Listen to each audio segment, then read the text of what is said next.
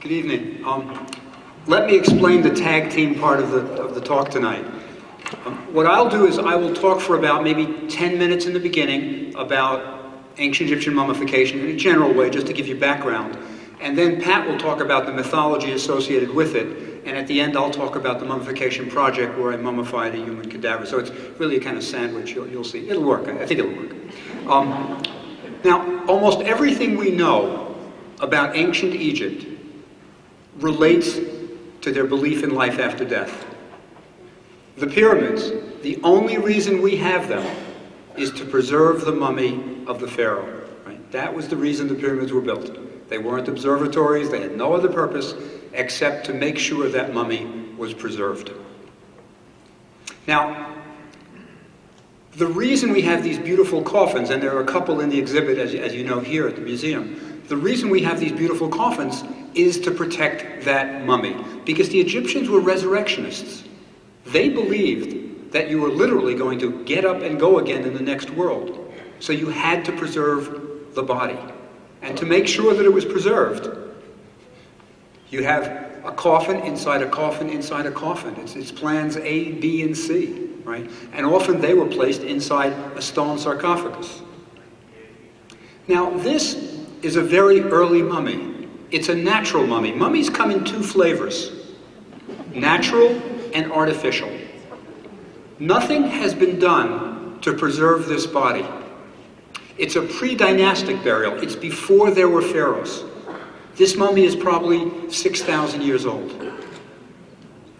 All they did was dig a pit in the sand, place the body inside with a few grave goods. There are a few beads, you can see necklaces, a few pots, things like that.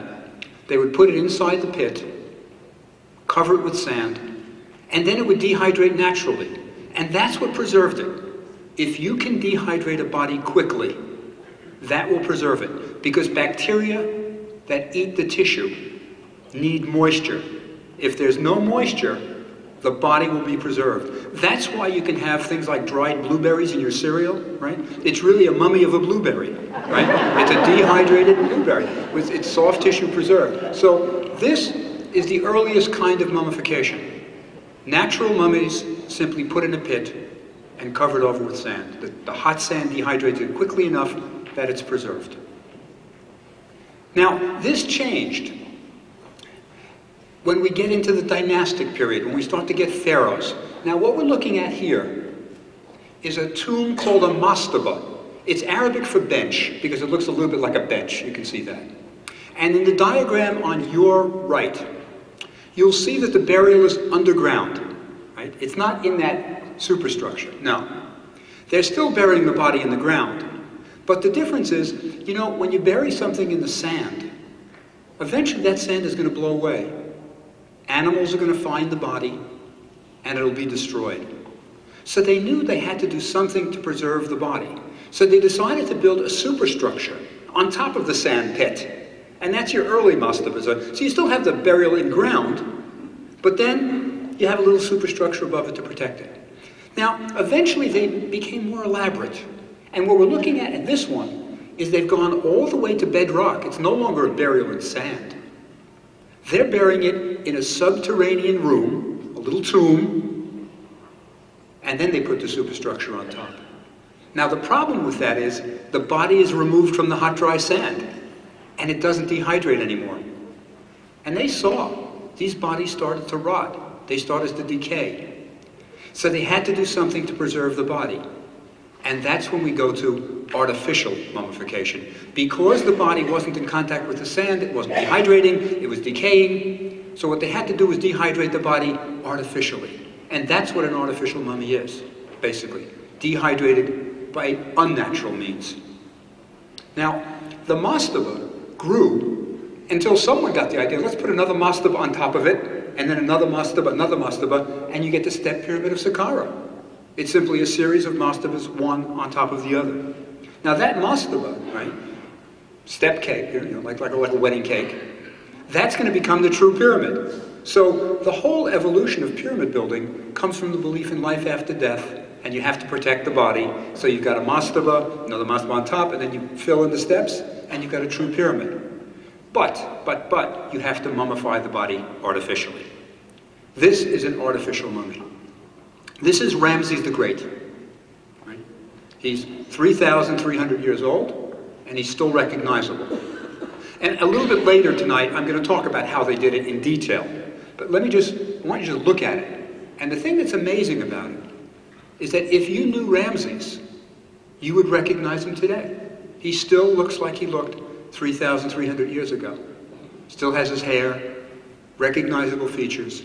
And this is really, it's an incredible thing. In no other civilization, no other ancient civilization, can you actually see the rulers, right? Or think about it. Ramses is the Pharaoh of the Exodus. That's the only face from the Bible you will ever see. Right? But that's a triumph of Egyptian craft, and I'll talk about that a little bit later. Now, the curious thing about this Egyptian craft is that the Egyptians never wrote down how they did it. It was a trade secret, passed from father to son. We have no papyrus that tells you how to mummify a human cadaver. The closest clues we have are a few tomb paintings. This is a painting in a tomb, right? It's a drawing of it. And it's kind of interesting. It doesn't show the surgical procedures. It doesn't show, removing the brain or taking out the internal organs. But it does show an embalmer's workshop, right? They are working. Now, let me just see. Is there a laser pointer up here? Maybe not. I'll describe it. It'll work. When I looked at this painting, I thought, this rings true. It looks right. It really does. I bet she's going to get a pointer. She shouldn't have to do that. That's sweet of her. They're wrapping the body, right? Already the surgical procedures have been done. It's been dehydrated. And they're wrapping it. But you know what you can see? It's not on a table. It's on two long blocks. And that's because it makes it easier to wrap. If you have your bandages and you're going around and around, you don't want to have to lift the body off the table all the time and then down again, up again, and down again. So that rings true. And what the fellow over there is doing is he's got a little bowl in one hand and he's got a brush in another. And he's gluing the wrappings on with resin, tree sap. That's how they did it. Now, another thing we know is they sometimes poured resin into the cranium after they removed the brain. And look in the upper right-hand corner. That's an instrument that was used for doing that. It's a ceramic bowl with like two ceramic soda straws coming out. That's what's at the bottom of that bowl. And you put it in the nose, right? You put the two little soda straws in the nose, you fill the bowl with resin, and you pour it into the cranium, and it cauterizes the area. So things like this give us clues of how they did it, but they don't answer everything about it. Now let me give you a picture of what mummification must have looked like. Now, in that very nice introduction, it was mentioned that we were involved in several TV series. In one of them, about mummification, we wanted to show what a mummification really looked like. So this is at my university, and this is the theater, the kids in the theater department, and we recreated what a mummification must have looked like. Now first, if you look in the background, you'll see it's a tent. Mummification was done out of doors. Out of doors and high on a hill. Because you wanted the breezes to come and take the smells away. You're dealing with an unembalmed cadaver. Chemicals, right? So it was done in a tent, and these are shaven-headed priests. Priests always shave their heads. And if you look on the right, you can just barely make out somebody who's got an Anubis mask on. Anubis was the god of mummification. Now, I'll show you a close-up. There. And there's Anubis, the jackal-headed god. Now, jackals were associated with mummification because they have a very special digestive system. They can't digest fresh protein. That's why they prowl looking for dead meat, decaying meat, because it's pre-digested. So they prowled cemeteries, and naturally the Egyptians said, Sokar, the god of the mummies, is a jackal. So we had one student in a jackal's mask. The reason he got to wear the mask is he wouldn't shave his head for the scene. He wanted to keep his hair, so we put the mask on him, right? Now, let me say this, and this is just a brief introduction on mummification. I'll talk more later. I want Pat to tell you something. But the important thing to remember right now is this. There were two aspects to mummification. One was the physical procedure, preserve the body, and we'll go into that in a little while. But the other was religious ritual. You had to have both to resurrect. You needed rituals, magical spells, all kinds of things, or else you weren't going to make it to the next world. Now, I don't know much about mythology, but Pat does, and Pat will tell you about the mythology associated with mummification, and I'll come back a little later and do the mummies. So that's our tag team. Okay, Pat, here you go. Okay. We're on. Well, as Bob said, along with the mummification ritual, there was a very involved and elaborate series of religious rituals, prayers, incantations that went along with it. And we're looking at the opening of the mouth ceremony. This is one of the most important rituals to be performed on the mummy in order for the mummy to resurrect in the next world. And that, of course, is the goal of all of these procedures, is for the mummy to be able to resurrect in the next world. So here we have a priest holding an instrument in front of the mummy's mouth, and he is going to recite, "You are young again, you live again. You are young again, you live again forever." And that spell is going to allow the mummy to resurrect in the next world. But before that can happen, he's got a few other steps to complete. We're looking at images here, a vignette it's called, from the Book of the Dead. And the Book of the Dead was pretty much like a guidebook that was placed in the tomb with the deceased.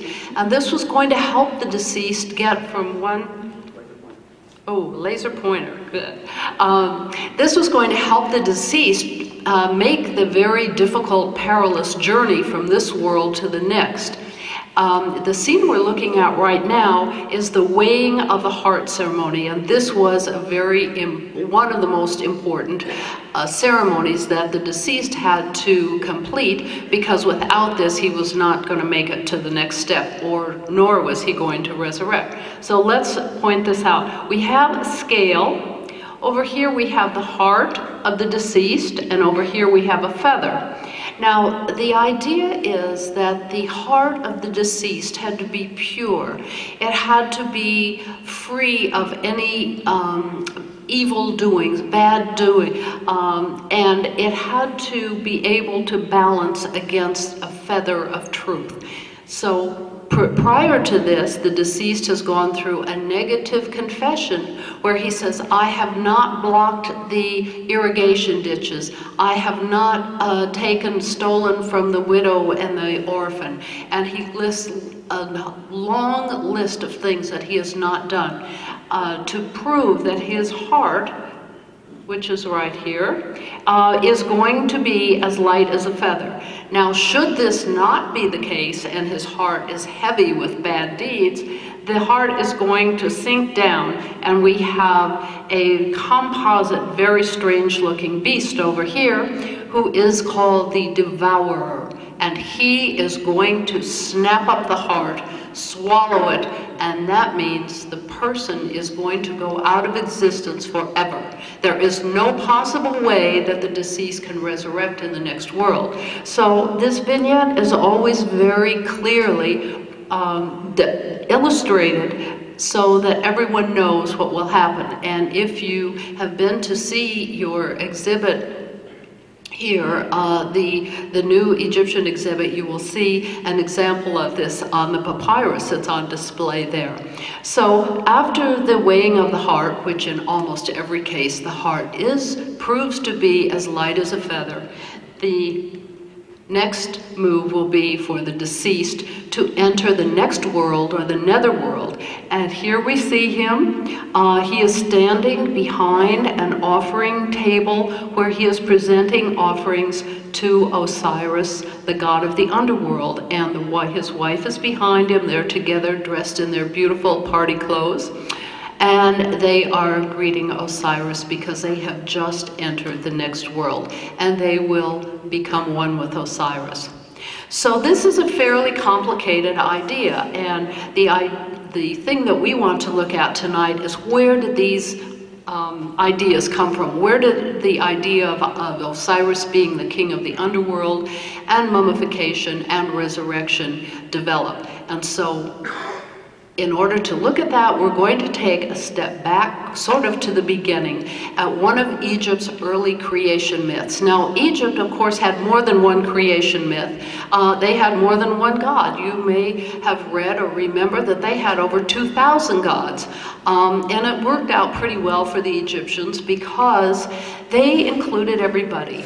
If there was a foreign god that came in or was introduced into their religion, it was pretty much accepted. Polytheism was a really good thing because they never had to deal with my god is better than your god. Everybody's god was accepted.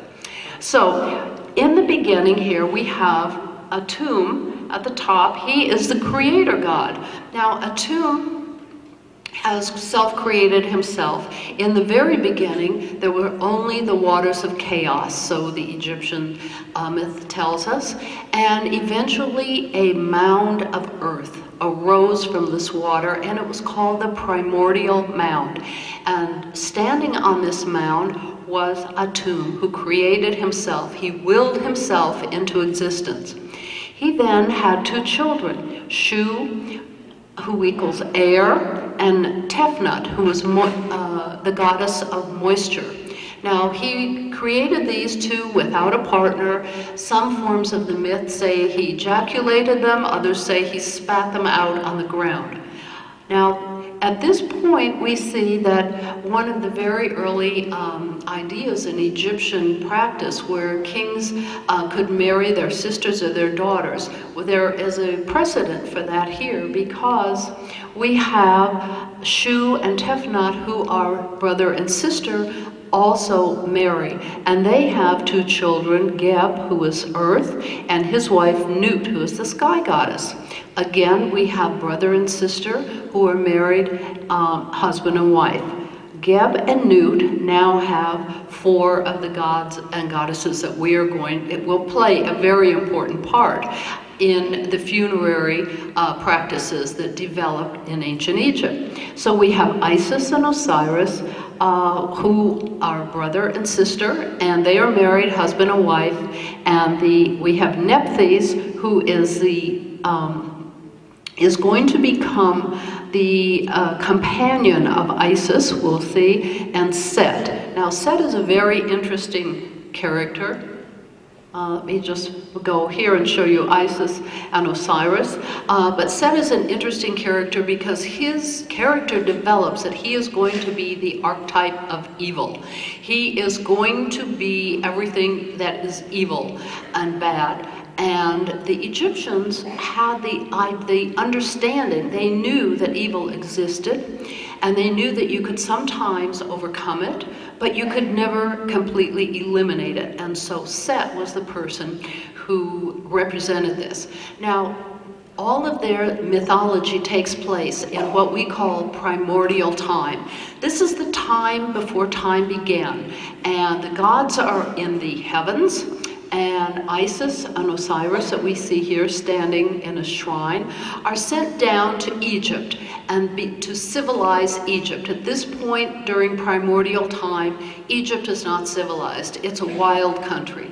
And Osiris is coming down to teach them agriculture, and Isis is going to teach the people of Egypt spinning and weaving. When Set hears about this, he is very jealous. He does not want his brother to have something more than he has, and he's very, very jealous. And he and his wife Nephthys come down to earth too, but he is not happy. Isis, is left in charge of Egypt when Osiris has been so successfully, has civilized Egypt and taught them agriculture that he goes out to civilize the entire world. And Isis is left behind to rule Egypt and to keep an eye on the evil brother Set because he is continuously causing trouble and mischief.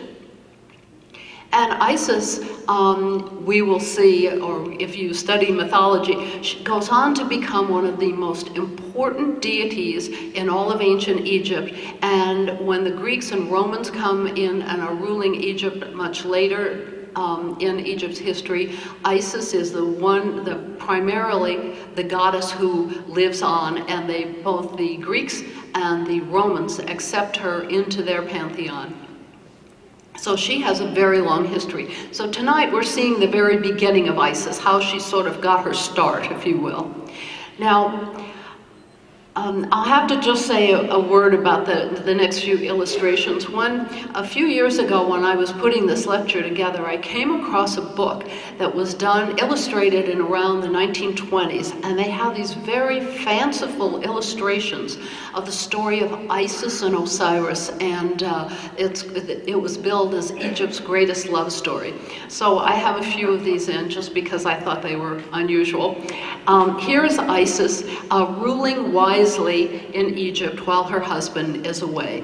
Now, eventually Osiris comes back to Egypt, and after a very successful tour of civilizing the world, and Set is very jealous and very angry.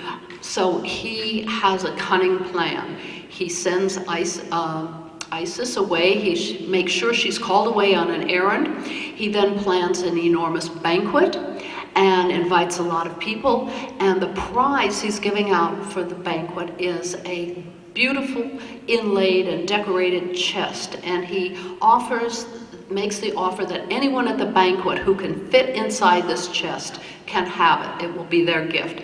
Now, he has secretly obtained the measurements of Osiris, and he knows it's going to fit him.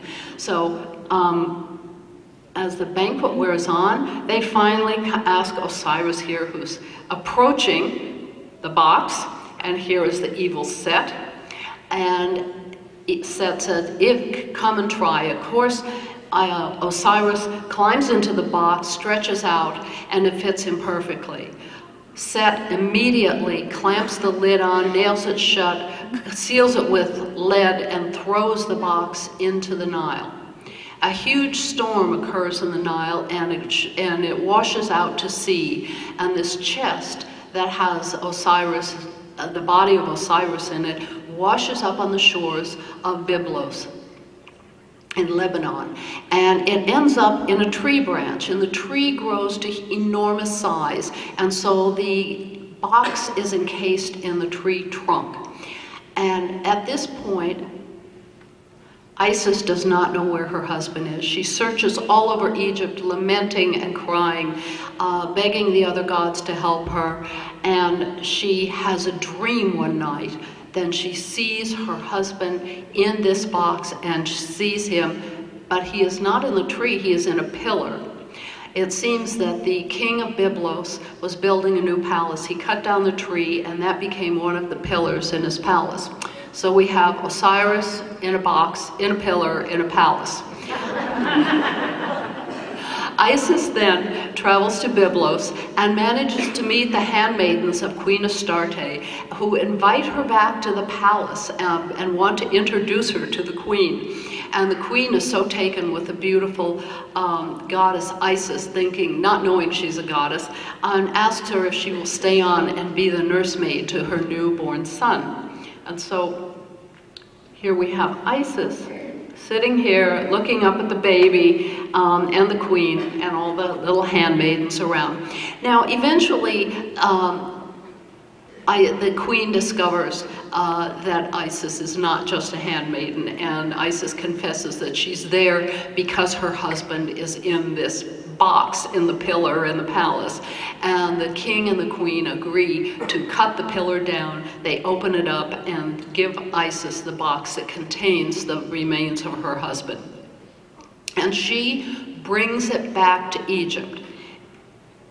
And when she gets to Egypt, she takes the body of her husband and she hides it in the marshes. She's going to bury it. She's not sure exactly what she's going to do with it yet, and she hides it deep in the marshes in Egypt. And this is the papyrus marsh.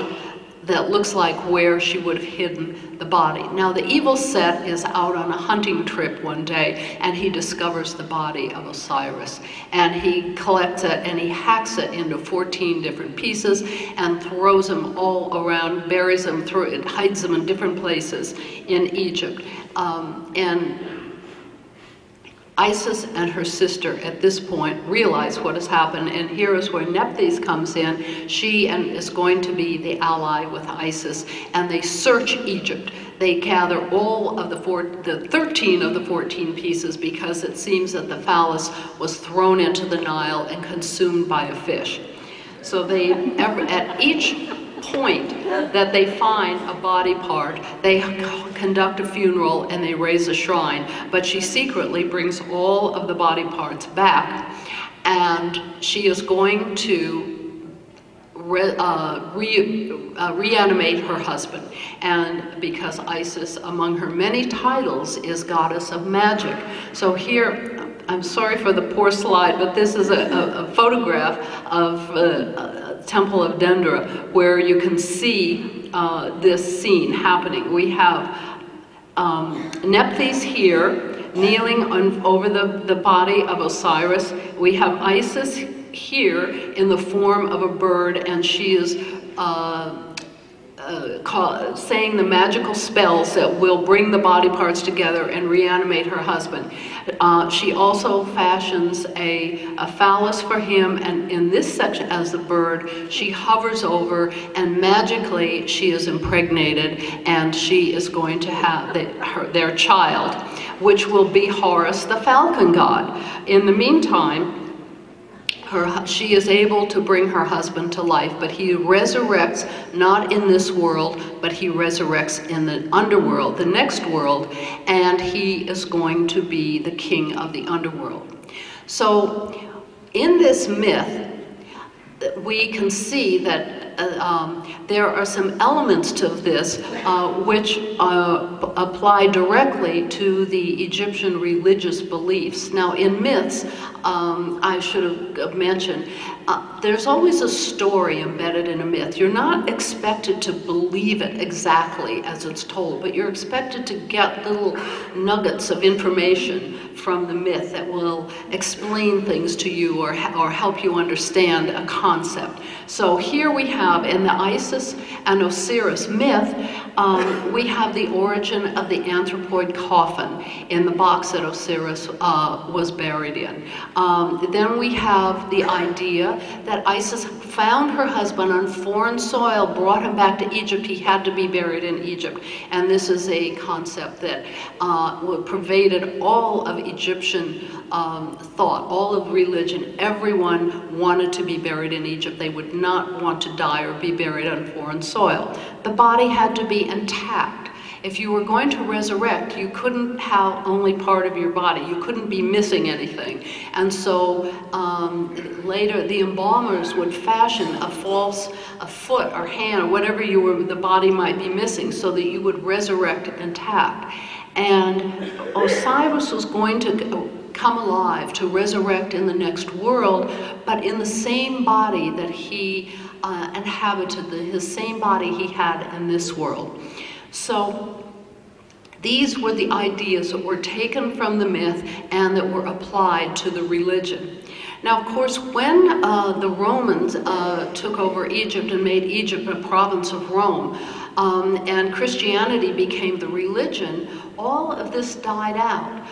No one could read hieroglyphs anymore. There was nothing was known really about the religion, and the idea of mummification, although it was fascinating, no one knew exactly how to do it.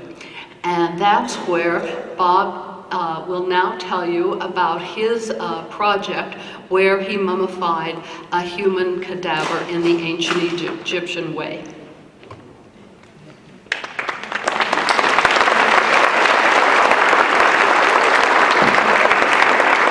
Yeah, as Pat was saying, the knowledge of mummification died out, and it was lost. And my idea about mummifying a human cadaver occurred when I was writing a book about ancient Egyptian mummification. And everybody everybody always said, oh yeah, we know how they did it. They used natron, this salt that they used to dehydrate the body. Every sixth grader could tell you they removed the brain through the nose. And everybody said, well, yeah, we know the basics. But when I was writing this book and trying to imagine a mummification, just kind of doing a mental run-through, I realized that we really didn't know how they did it. For example, if the idea is to dehydrate the body quickly, do you drain the blood?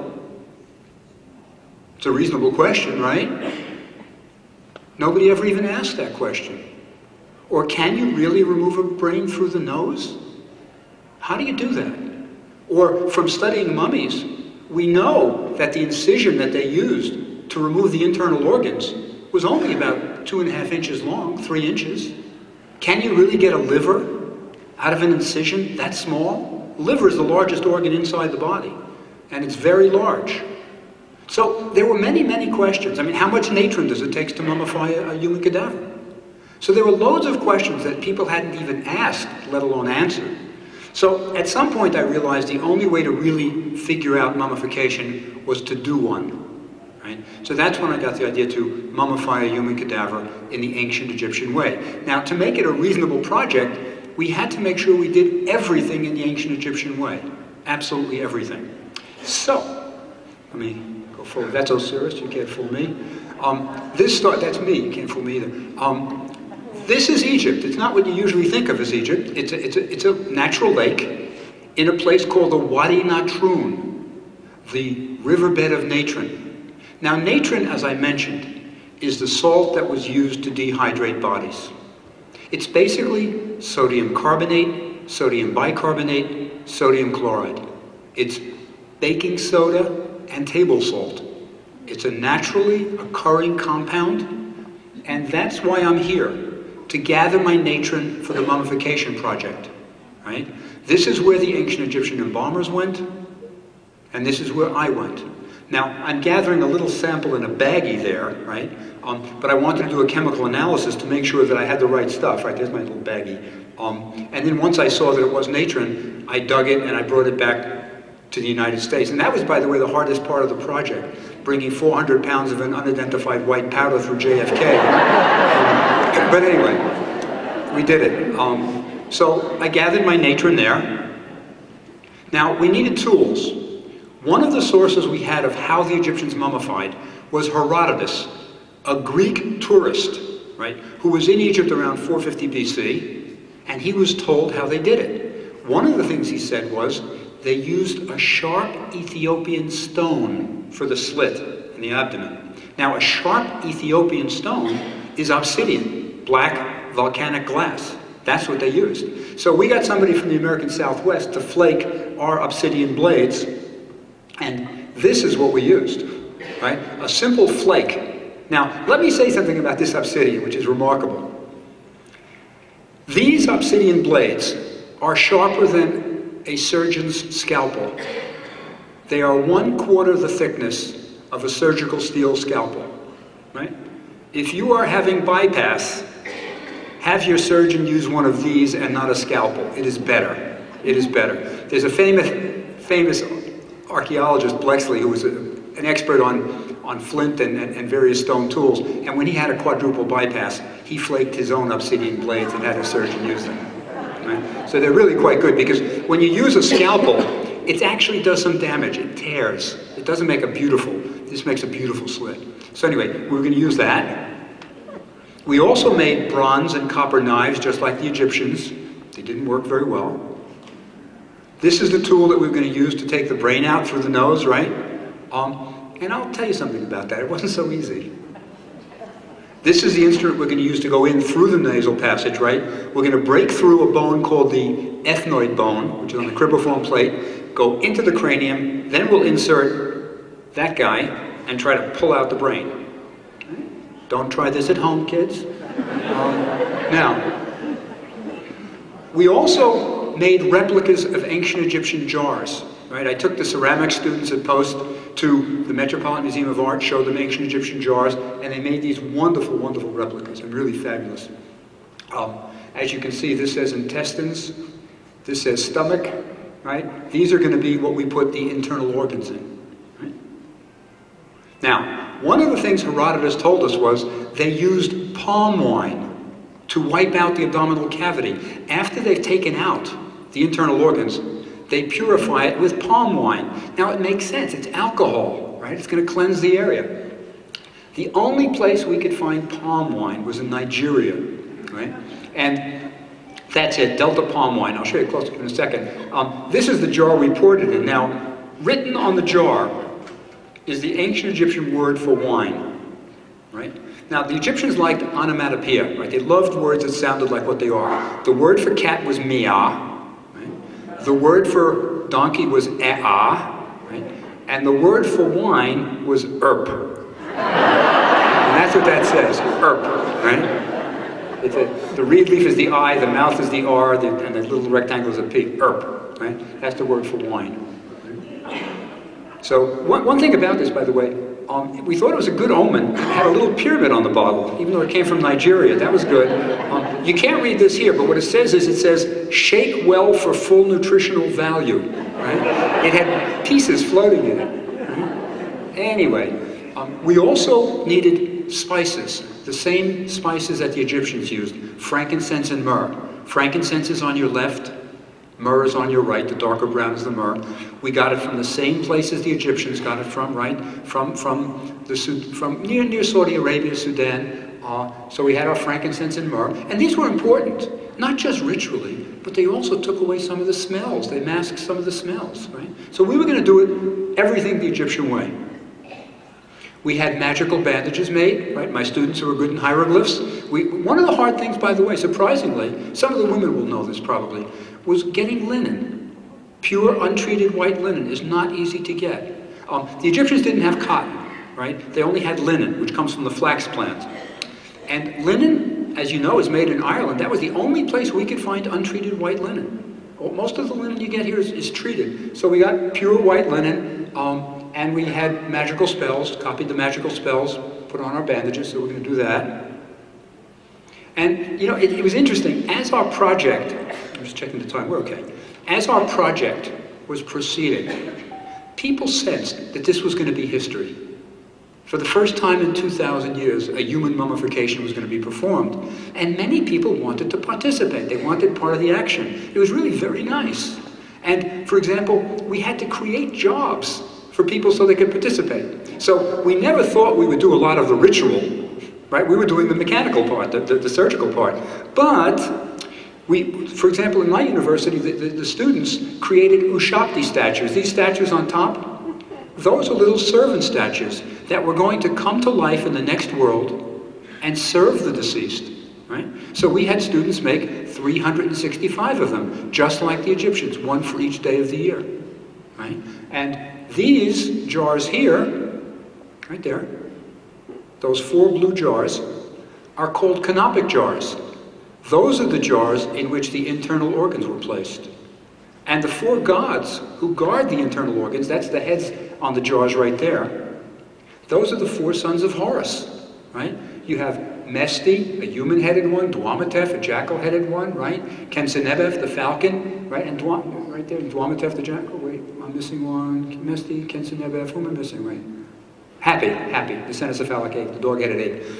So these are going to protect the internal organs. So we're going to put the stomach, the liver, the intestines inside these jars. So they made replicas for us. Now, I'm going to be dispelling a few myths about ancient Egyptian mummification and how great the Egyptians were. First, let me say this. It is often said in the books that the Egyptians were very skilled at anatomy because they did mummification and they had so much experience with the human body. That is not true. They didn't know anatomy. Why are there only 4 canopic jars? You have more than 4 internal organs, right? They didn't know about some of the organs because when they were doing a mummification, they're working through an incision 3.5 inches, maybe 2. You know, you stick in your hand, you pull it out, you don't quite see what's going on there. And you know, for example, you have more than 4 internal organs. And in ancient Egyptian language, for example, there is no word for gallbladder, right? There's no word for gallbladder. And as a matter of fact, the way I learned this, I mean, just in terms of that they didn't know anatomy, is when I was doing this mummification, and I was doing it with a colleague, Ron Wade, I'll tell you about him in a minute, I'll show you when we're doing the mummification. I'm pulling out the internal organs, right? Going like this, getting them out. And after about a half hour of this, I said to Ron, Ron, where was the gallbladder? And he said, it came with the intestines, it came with the mesentery. Now, I hadn't seen it. It's all a mess, it's tangled, and you don't see it. And the Egyptians didn't see it either. You don't learn anatomy by reaching in the dark and pulling out organs. So they didn't know as much anatomy as people think. But anyway, we are going to do a mummification. Now, we also needed an embalmer's board, a wooden board on which the body would rest while it's being dehydrated. We built one that's an exact replica of the only one ever found in a tomb. An embalmer board was actually found. And there were a couple of puzzles. Nobody really knew about this embalmer's board. Why was it so wide? It was very wide. Why do you need a wide board, almost 5 feet wide, to put a body on? Wood was very valuable in ancient Egypt. They wouldn't waste it. And why, going across the board, are these railroad tie-like boards? Very big. They look like railroad ties. Why are they there? Well, we figured it out. I'll show you. Now, these are our tools. We're about to do the mummification. We've got our obsidian blades over here, right? Other instruments here. These camera people are National Geographic. They did a documentary about it. And I was a little worried about them because I asked them, have you ever been in an operating room? Have you ever seen surgical procedures? And it's interesting. The cameraman, John Hazard, said to me, no, but we're going to be okay because if you look through a lens, it makes it a little more distant. And it was right. They were fine. He said, it's fine. And he was. The only thing I will tell you is we removed the brain. I removed the brain, and then took out the internal organs. And I said, well, it's time for lunch. And they all kind of looked at me, And we all went to this really terrific, we did it at the University of Maryland Medical School. And we went to this terrific crab place next door. They all ordered salad. Yeah, it's true. But anyway, we're about to do it. Now,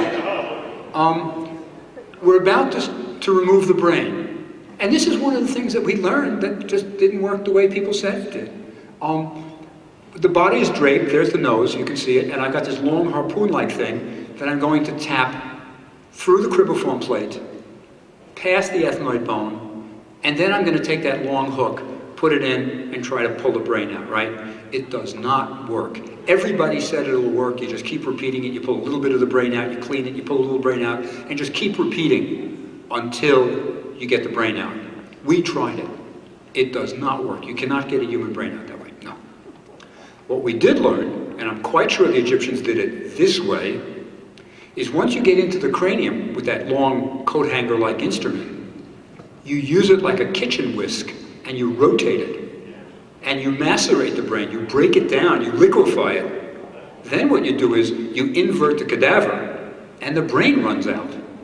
That's how they did it. And that's why you never find a brain in the canopic jaws or anything like that. Because it is. Now, let me say something about, the brain is the only organ they threw out. They threw it out. As Pat was saying, you had to have your body complete if you're going to resurrect. And they threw out the brain.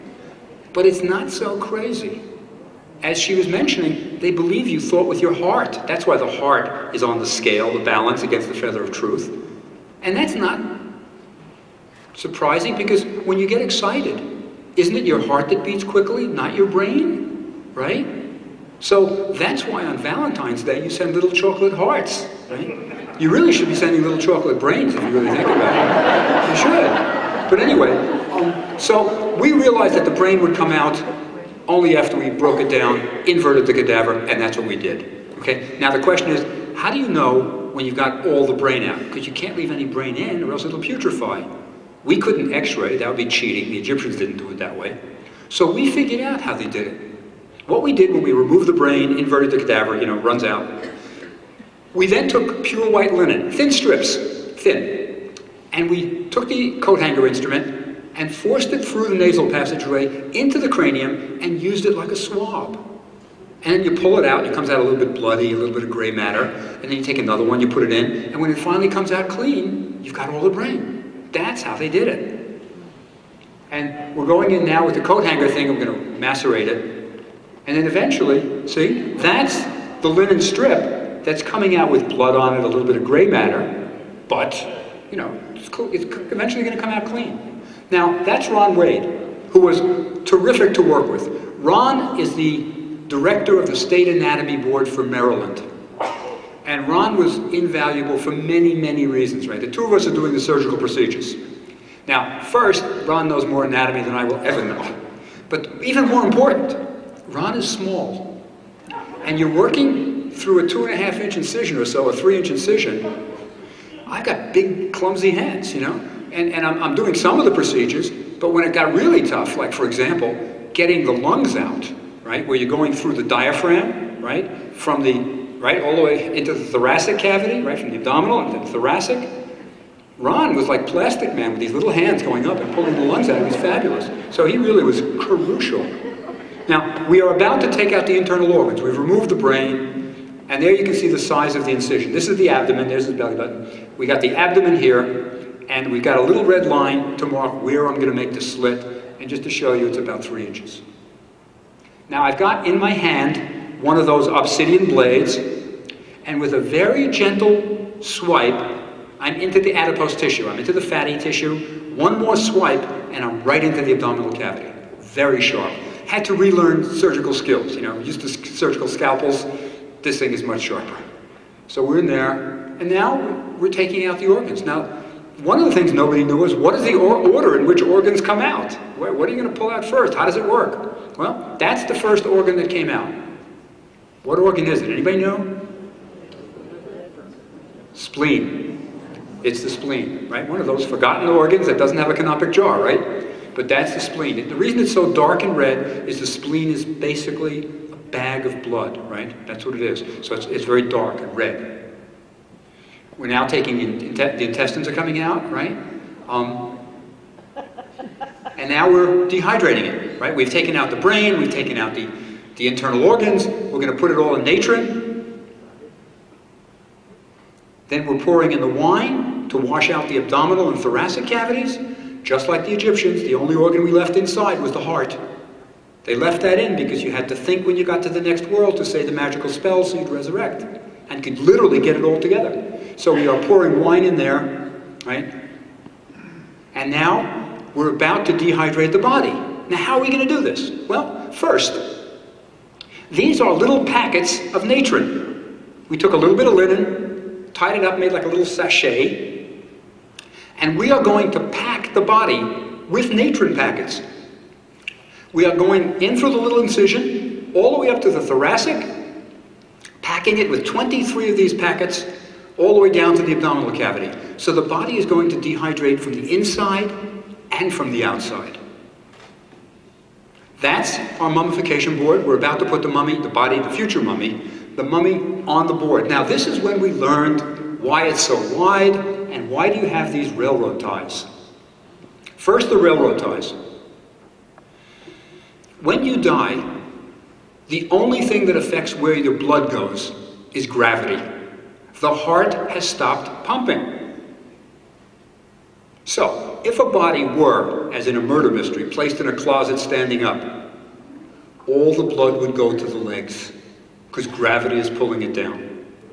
If a body is lying on its back, all the blood will go to the bottom of the body, to the, larger muscle groups like the gluteus maxima, your butt, right? Maybe your quadriceps, right? So what you want is all your natron underneath the body. It's going to be lying down. So you want lots of natron underneath that'll absorb the body fluids and the blood. So the railroad ties keep the natron in place. It keeps lots of natron in place under the body. Yeah. Now, we constructed a tent. We called it the embalmer's tent. And we kept the temperature and humidity constant. It was 103 degrees with about 20% humidity, like a tomb in the Valley of the Kings, right? And we are pouring the natron over the cadaver on which we have performed the surgical procedures. You can see, by the way, that the natron mounds. You have to mound it. And that's why the board was so wide. Because it's like when you bury somebody in the sand on the beach. You need a wide thing to cover an entire body. So it had to be 5 feet wide to cover a body. So we are now pouring the natron There's the foot, right, of our cadaver, and we are going to leave it for 35 days, just like the Egyptians. We closed the door to our tent, walked away, and didn't come back for 35 days. Now, we weren't sure if it would work. We really didn't know. Nobody had done this in 2,000 years. But we thought we were pretty good. We didn't peek. We didn't go back. But nobody had done this in 2,000 years, and we thought we could have a rotting cadaver. This is an unembalmed corpse. But we knew we were okay after about a week. It didn't smell. And you know, a body will really smell. Putrefaction is not good. So we thought we were okay. But after 35 days, we went back, we opened it up, and there's our mummy, right? That's what he looked like. Now, I'll show you a little closer. But one of the things we wondered, why does a mummy look like it does? Is it because of 3,000 years? Or is it because of the mummification project? Did a mummy look like a mummy after 35 days in the natron? The answer is yes. After 35 days, our mummy looked like an Egyptian mummy. Now, there he is emerging from the natron. That's the head, there's his nose right there. Kind of nice, he looks a little bit like Ramses the Great. He has that kind of nose, and he's emerging. There he is, there's the mummy's hand, leg, and we're wiping the natron away. Now we're examining him. Right? Those are the internal organs after 35 days. Right? So our mummy was pretty good. The one thing we noticed, there was still a little bit of moisture left in the body. A little bit in the larger muscle groups, the gluteus maxima, as I said, there was a little bit of moisture left. We weren't sure what to do. Should we put more natron on him and really dehydrate him? Or should we wrap him and see what happens, put him back in the tomb? We decided to wrap him, put him back in the tomb, just precursorily, just to see what happens. Now let me show you. I'm wrapping him now. That's not blood, by the way. That's resin, right? That's just resin. I'm using it as glue to adhere the bandages, right? Because, you know, when you have a cadaver, you don't get a lot of blood because the heart's not pumping. There's no. So we got him. We're just wrapping him a little bit. Now, at this point, by the way, he went in at about 180 pounds, and he now weighs about 55 pounds, right? Remember, you're mostly water. And when you dehydrate, that's what happens. You lose your weight. So he's about 55 pounds. And this is where we got our surprise. We put him back. Let me go back one. That's how we wrapped him that way, okay? We put him back in the tomb for another 2.5 months to see if he would decay. He didn't. He came out, had lost another 15 pounds, right? Getting lighter. Now he was really dehydrated. So now we were going to wrap him finally. And we had decided to wrap him like a pharaoh of the 18th dynasty. There are different wrapping techniques. We were going to give him top-of-the-line 18th dynasty wrapping. And we started to do it. And actually, Pat did the final wrapping. She's the only person in 2,000 years to wrap a mummy. We started to do it, and we couldn't. We wanted to put his arms across his chest, like Tutankhamun in the famous, pictures. And we couldn't bend the arms. They were so stiff, we would have broken the arms. And that led us to a discovery. The goal of mummification, putting the body in natron for 35 days, wasn't to dehydrate it completely. No. It was to dehydrate it just enough so that it wouldn't decay, but it had enough moisture that you could position the arms and legs and do what you wanted with it. Right? So we, by dehydrating completely, couldn't do that. We put the arms down at the legs, and then we wrapped them. So let me show you our mummy.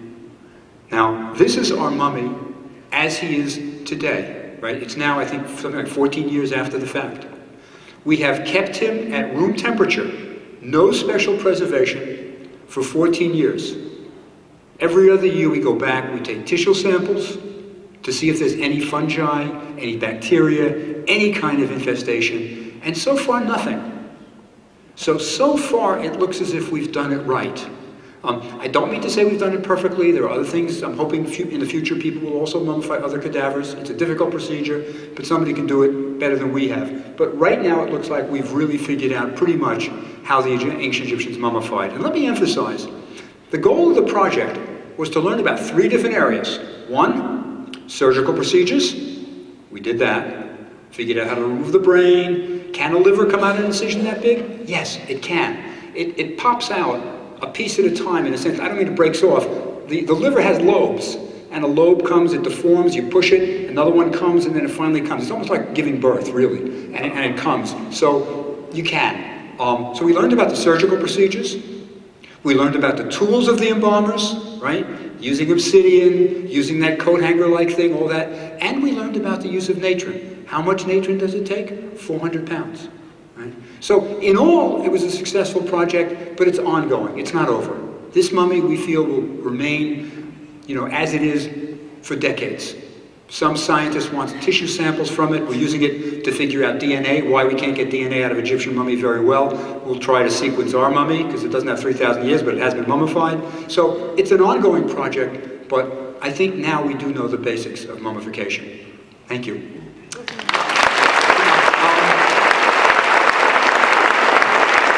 I think we have time for questions, so we have time for a few questions. Does anybody have a question? I see a hand up. Yes, sir. How did you handle the legalities, A, obtaining the body, and B, doing what you did to the body? Okay, question was, how did I work out the legalities of obtaining the body and doing what I did to the body?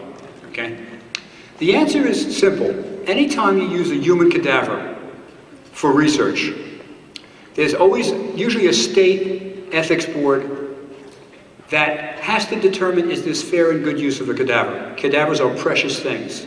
So you have to present your scientific protocol, what your project's going to be, and then they have to see if it's worthwhile giving a cadaver to this. So we went through the usual channels of any medical research, and we got permission. So that was it. I should say, by the way, I'm giving you the short version of this. There are other goals we had. For example, in medical science, as you know, most human tissues that's preserved are frozen. Freezing does tremendous damage to tissues. Tremendous. Cells, the water expands, the cellular walls burst. It looks good on macro level, but on micro level, very often it's pretty bad. So you can't really freeze tissue for certain reasons. We were thinking maybe dehydrating it might be better in some circumstances. So we're doing basic research also. So we had no problem. It was a unanimous decision to yes, let's do this. Other questions? Yep. You said the Romans had not remembered or lost the techniques. I didn't, she did. But there are Roman mummies that they're digging Yes. out. What's Yes. the difference in preservation? Okay. Yeah, good question. She's asking about, Pat said that the Romans had forgotten how to mummify, but there are Roman mummies. What's the difference, right? The answer is this. The Romans had really fancy wrappings. We have a Roman mummy in the gallery here. And it's the one with the crisscross wrappings, really neat. They usually did really fancy wrappings and very shoddy mummification. So for example, often they would not take out the internal organs.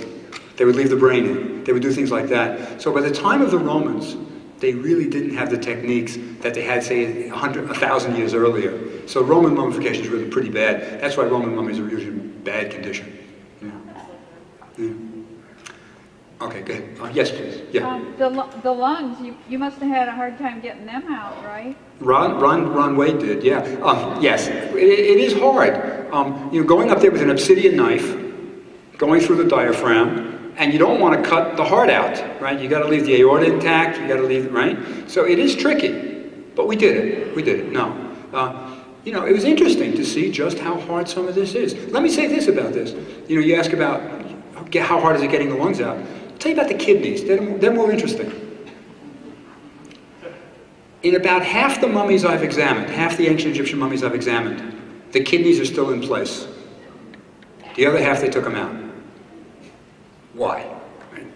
The answer is your kidneys are in your back, behind the peritoneum, behind a thick membrane. And very often, if you're going in with your hand, you feel this nice smooth thing, yeah, we got it all.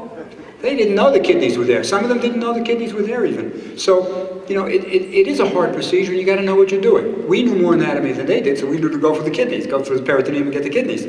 Half the time, kidneys are there. Yeah. Yes? Is the mummy facing up, laying on its back the whole time during the procedure? Yes, except for when we removed the brain, we inverted it. Yeah, that's how we did it. Nothing. Go. You're sure. Go ahead. Presumably, you had to pause to sort of figure out what you were doing, but the Egyptians were doing it routinely. How does your time to get through that? Okay. Yeah, good question. He's asking about, we're sort of figuring it out as we go along. Presumably we had to pause, figure things out. How do we do this? Is that correct? Yeah. The answer is this. We did a little bit of preparation before. For example, when you give a cadaver to medical school, everybody always has the image of gross anatomy class, where the cadaver is in a class and students are learning the relative position of internal organs by opening a big abdominal flap, and that's how you learn your anatomy. Right? That's how we all did it. It's not the only thing that happens when you give your body to science. For example, surgeons have to work out various procedures before they do them on live patients. Simple things like knee replacements, even cosmetic procedures. Surgeons work them out on cadavers.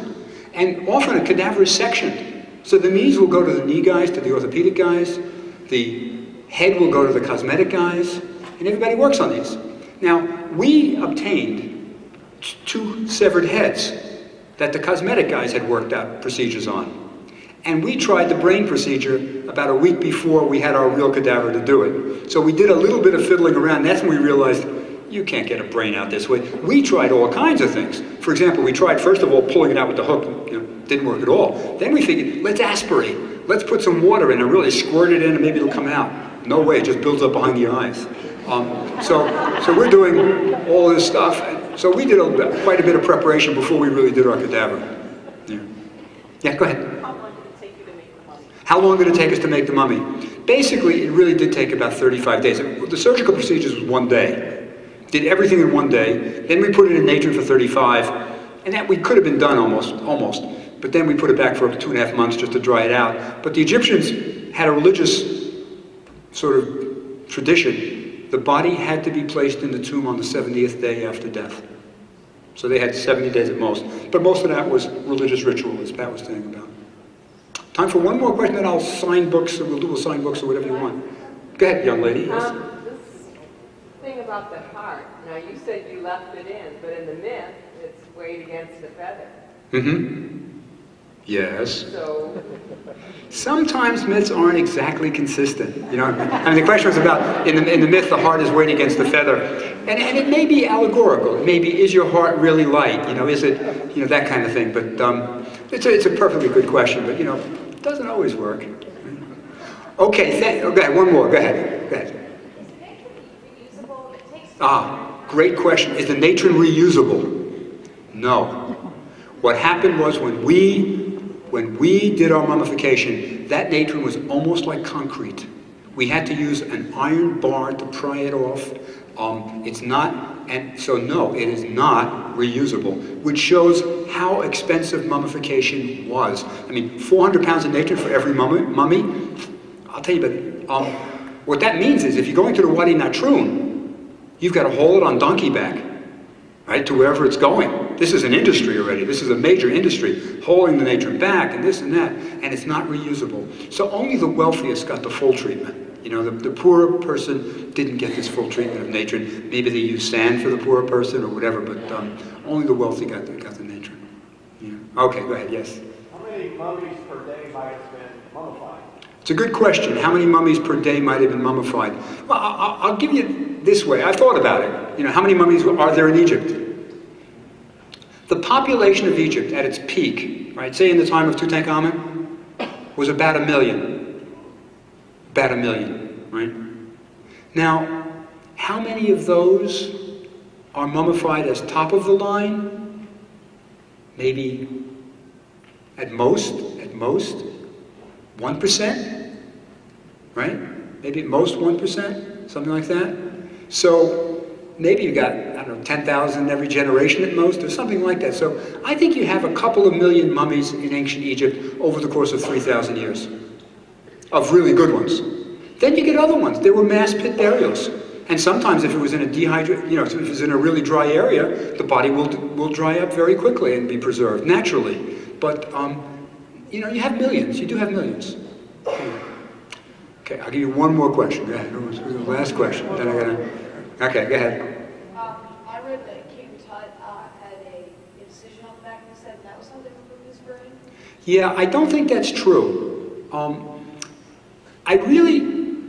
I wrote a whole book about the murder of Tutankhamun where I suggested that he was killed, and he does have a hole in the back of his head. He does, not an incision, but it's a hole.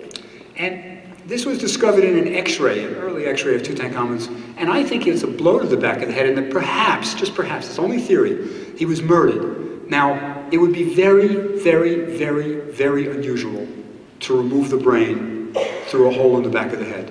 It just didn't happen in ancient Egypt. It would be surprising if he was like the only one, two in the world. So my hunch is that this is really the result of a trauma of some sort. So I don't think the brain, but you're right, National Geographic in the magazine said that. It's interesting, by the way, because, you know, I published a book about this, The Murder of, I think it's one of the books they have up there even, The Murder of Tutankhamun, where I describe it all and I say it. And then, you know, Nat Geo does this thing and they never mention the hole in the back of the head. The only way I learned it, you know, was when I saw it in the magazine. But the people who x-rayed him never talk about it, but it's there. It is there. It is. Anyway, thank you.